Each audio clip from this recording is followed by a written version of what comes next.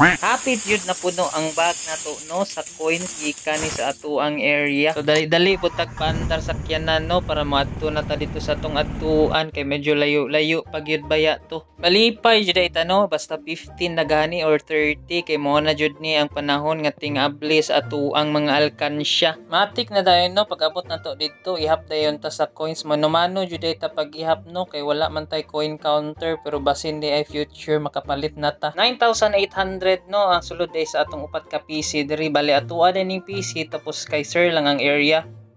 So after po day nato dito no kani uli na pud ta kay naa po'y coming nga isa ka area na pud na hinabwa. So mo day ni ang sulod sa area Picas. Wala na nato nakuha ang video tanan no pero giap na namo pud tong sa Picas ang sulod niya kay 8,700. So salamat jud kanunay no sa Ginoo sa pag-provide niya sa tuwa bisan pa man og inani lang atong negosyo ginagmay pero kanunay man pud.